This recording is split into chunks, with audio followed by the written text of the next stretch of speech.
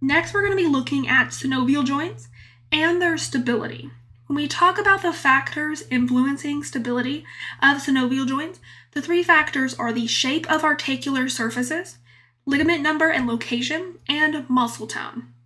So when is stability best for synovial joints? Well, when articular surfaces fit well together. When the ligaments provide strength and unite bones and prevent excessive or undesirable motion. Ligaments unite bone to bone, and when there are more ligaments, we have a stronger joint. And the most important factor is muscle tone. Muscle tone is a slight contraction of muscle attached to the skeleton. It's almost always active and available, and it's accomplished by muscle tendons across joints acting as stabilizing factors.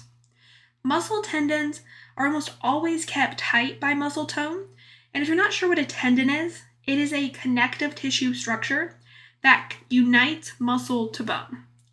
Let's take a closer look at ligaments versus tendons. You can see a tendon on the left connecting this skeletal muscle to bone, and then ligaments on the right connecting bone to bone.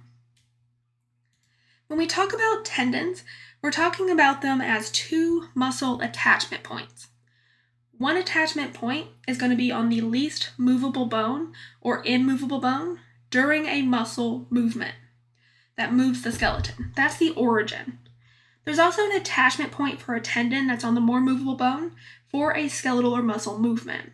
That's the insertion. For example, think of a bicep curl. Think of lifting a weight, picking up a grocery bag, anything like that. That's going to involve contraction of the biceps brachii muscle.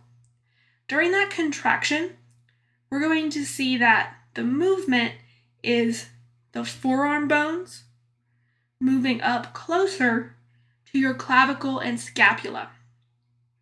Well, one of the attachment points for the biceps brachii muscle is on the scapula.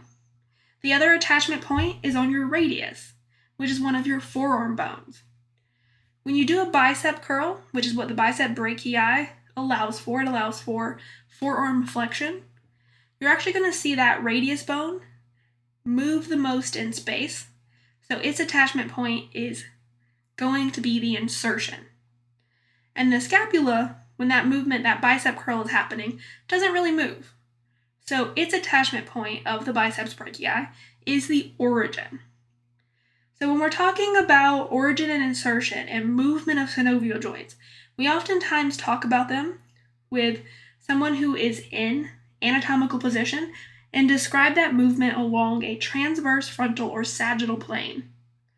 So knowing other information about how muscles attach via tendons to bone and move joints like synovial joints is just going to give us a fuller picture. So let's look at those ranges of motion for synovial joints. Some synovial joints have wide ranges of motion, others don't, but they're still all going to be more movable than fibrous or cartilaginous joints. For example, you have the movement that is just gliding or slipping, where we don't see a ton of movement any which direction. This is non-axial movement for synovial joints. We see this a lot in your carpal bones and your tarsal bones. They kind of just slip and slide past each other. There's also movement in one plane, which is uniaxial movement, or movement in two planes, biaxial movement. And then multiaxial movement is movement in or around all three planes. A lot of joints that are ball and socket joints, like your hip joint and your shoulder joint, exhibit multiaxial movement. And the three different types of movement we're going to be looking at are some of that non-axial gliding, and then also angular movements and rotation. So first, the gliding movements. This is when one flat bone surface glides or slips over another, really common with non-axial ranges of motion. The joints between your wrist bones, called intercarpal joints, and the joints between your ankle bones, called intertarsal joints, exhibit this range of motion. We also see this range of motion possible with the articular processes of the vertebrae, or the area where your vertebrae are meeting. And so these are just some examples where we see gliding movements. So if you want to kind of visualize this, imagine waving. As you do that, the bones that are in your wrist are slipping and sliding past each other. So that is an example of a gliding movement. There's also angular movements, where you increase or decrease the angle between two bones that articulate. And a lot of this movement is along the sagittal plane. It includes flexion, extension, and hyperextension. Flexion is when you bend at a joint and it decreases the angle between the two articulating bones. Extension is the opposite of flexion, and that's when the joint angle is increased between the two articulating bones. And then hyperextension is going to be extension that moves beyond anatomical position. For example, if you're looking forward right now, and then you look down towards your sternum or your breastbone. What you just did was flexion. You are decreasing the angle between your occipital bone and one of the first cervical vertebrae in your spine. And you can kind of see or visualize that decreased that you're performing with that flexion. Now do the flexion again. Go ahead and look down towards your sternum and then look back up and look straight. Going from looking down at your sternum to looking up straight, you performed extension because you did the opposite of flexion. You increased the angle between articulating bones. Now, while you're looking straight, look straight up towards the ceiling. Now, that's movement beyond the anatomical position, because when you're in anatomical position, you're looking straight forward. So if you move your head all the way up, you're moving very far out of anatomical position. That's a hyperextension. Bending your knee is flexion, just like bending your elbow. Straightening your knee is extension, just like unbending or straightening your elbow. So those are just some examples of flexion, extension.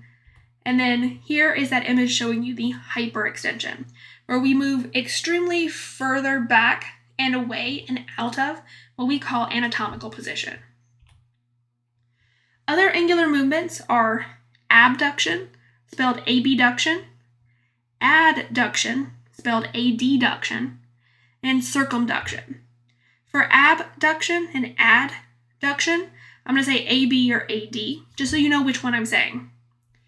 Now, ab or abduction is when you move a limb away from the midline. So when you do the first movement of a jumping jack, you're performing abduction. And then when your arms come right back down towards your chest or towards your torso, so when you have movement of your limbs back towards your midline, that's adduction or adduction. Now let's start to put these angular movements together. If you hold your upper limb out in space and start to rotate it so that you're making a cone, with the widest part of the cone being towards your hand and the point of the cone being at your shoulder. What you're doing as your arm moves forward is a little bit of flexion. As it moves upward, a little bit of abduction, backwards extension, a little bit closer to the body, that is adduction.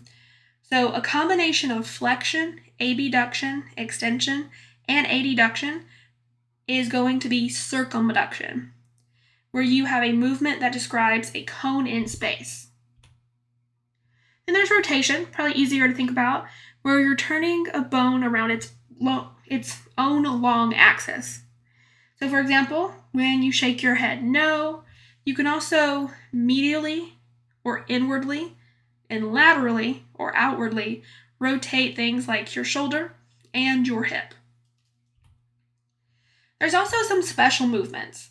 For example, your ulna and radius of your forearm are capable of supination and pronation. Then you have a dorsiflexion and plantar flexion, an inversion and eversion for your feet.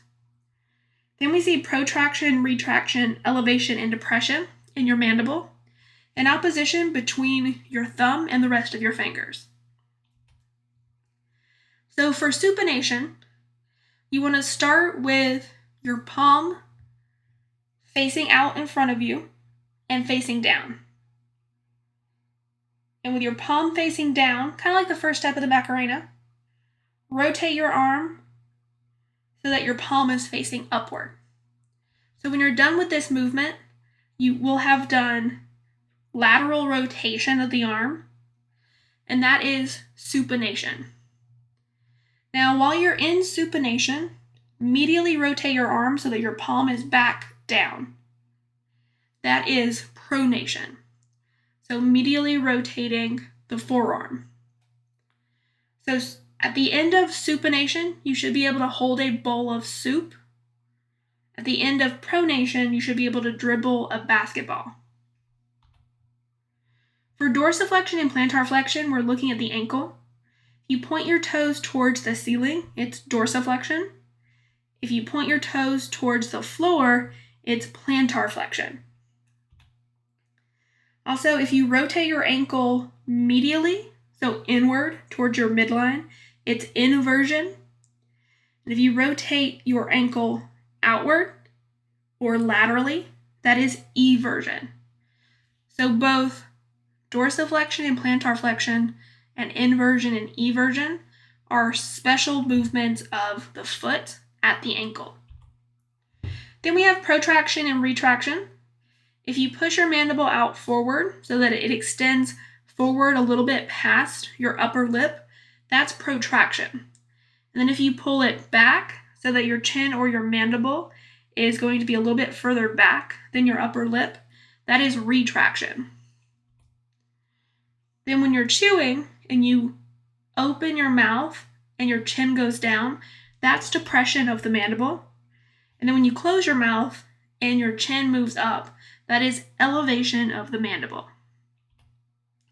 And then last but not least, you have opposition, which is where you touch your thumb to any of your other fingers. So whether it be your middle finger or your forefinger or your pinky, touching your thumb to any of your other fingers at the tip, that is opposition. All right, so that's it for the special movements. They're pretty basic, but something you want to go back and look at. So make sure you're familiar with them. But don't forget to continue on and watch the other videos as well.